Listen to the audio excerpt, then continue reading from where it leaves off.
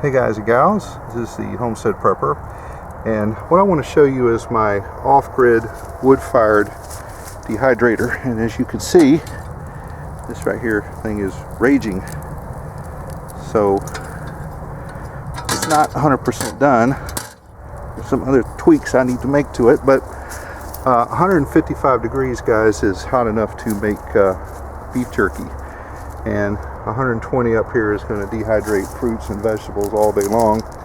But I just wanted to give you a quick look at it. I am not finished yet, and it was made out of reclaimed materials. You can see that metal up there is not in the best shape. That is stuff left over from when I built my house years ago, just laying around. And I did have to buy some of these blocks right here, these half blocks, turn them sideways for air intakes. I had to buy 6 or 7 of those, and of course I had to buy some sacrete. But the other blocks came from a property cleanup that me and Mrs. HSP did a while back. Those were free.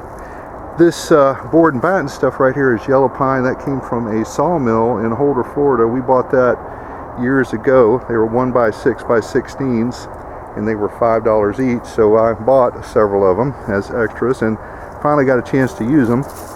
I did have to buy those hinges. The frame, which I'll take you in there in just a second. But yeah, we're getting definitely up there hot enough to dehydrate some jerky, make some jerky. And we're definitely, like I said, hot enough to dehydrate some vegetables. And guys, I wanted something off-grid that wasn't dependent on electricity. Even if you have a solar system, you can have issues in a grid down, or you can't get parts and there's a problem. If you're depending on your electric dehydrator, then you could have problems, or it could break. Now this right here, if this breaks, this is easy enough to fix in a grid down situation. And a lot of people are, I guess, planning on canning things, and that's great. Oh, we've picked up a few more degrees here. But you're going to need a boatload of cans and lids and all that. Here, when I take you inside here, you can see the amount of food that can be dehydrated. And ultimately, if I had to, instead of using jars, I could make some wood crates if I had to store my stuff. But and this is some scrap stainless steel pipe that I had over. Actually, it was my dad's. He put a carport on, and this used to be my old basketball post. We used to play basketball off of that years ago. But you can see it's very simply constructed. And guys, like I said, I'm not 100% done here, so please don't gig me too much on my homemade straps. I'm not finished with those yet. But let's go inside here. I've kind of reached the temperature I was hoping for. 160.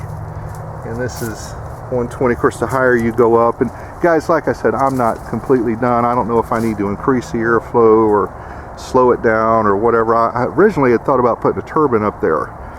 But let's go inside here and just see how this looks. Make sure this isn't on fire.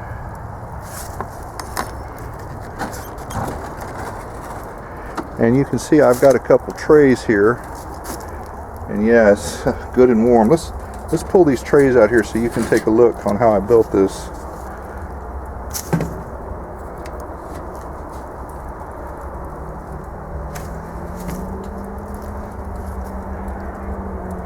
Some zippers right there.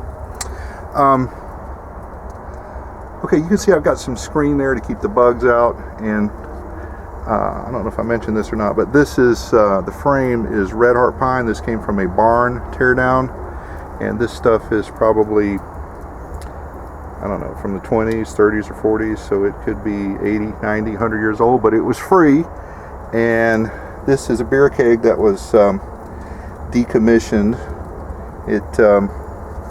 Well, that's what that is. There's leaves down there, so I didn't clean that out. So that's what that is. But the beer keg was warped. As you can see, the door's not fitting properly there. That's another thing. I need to put some type of sealer around that. And this is cedar for the bugs. But very, very easy to build. Yeah, I'm getting a crack right there. but that's fine, we can fill that in. But anyway, these are just some simple trays that I made, and these are about 2 by 2, and you figure, guys, that's about 4 square feet. That right there probably does more than my regular electric dehydrator does, and this is another 4 square feet, and I figured up I can have about 22 or 24 of those. So 24 times 4 is 96. That's almost 100 square feet of drying area I've got here. So there's a couple pinholes I need to address, and I guess I can, you know, stuff that with I don't know, that screen or aluminum foil. But this is what we got right here, guys. So I need to build some more of these, and what I really need to do is put some type of fruit on there and see how it does.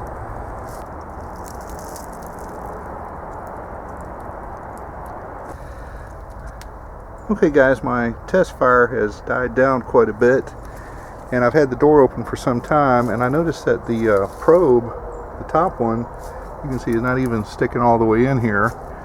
And I laid the probe there on those even with the door being open, and you can see I'm getting some really warm temperatures, like 140 degrees, and that's with the door open. So it may be a little warmer than what it was showing, because I had it poked through right there. So we'll have to do another test on that. Well, in closing, guys, I wanted to say I had originally thought about putting a turbine up there. You know, a low-tech solution and something that doesn't require any electricity. Alright, well, as you saw, that turbine was really large. I think it was a little too big for this structure. The other thing I could do is just put a cupola up there, and that'll help draw out the moisture and the air. The other thing too, guys, is I didn't really like the way this thing cracked here. Now, I've never built one of these before. I didn't know what to expect or how to go about it. But probably what I need to do is remove that and maybe put some fire brick in there, or I can put some expanded metal here and expanded metal there and put some rocks in. And I already mentioned about filling that up with rocks to retain the heat. I may have to put a diverter plate in here. I don't know if the heat is coming up this way or what. I actually need to put some stuff in there and dehydrate it and try it out, and that's going to be a part 2. So anyway, that's what I got to do. The other thing I want to say is that this is going to give me another avenue for food preservation. Canning and, you know, freezing your food is only going to take you so far. If I get a haul out of my garden, or I get a haul from the farmer's market or whatever, I'm going to have a viable way to preserve it. So, okay, well, this is the Homestead Prepper, out.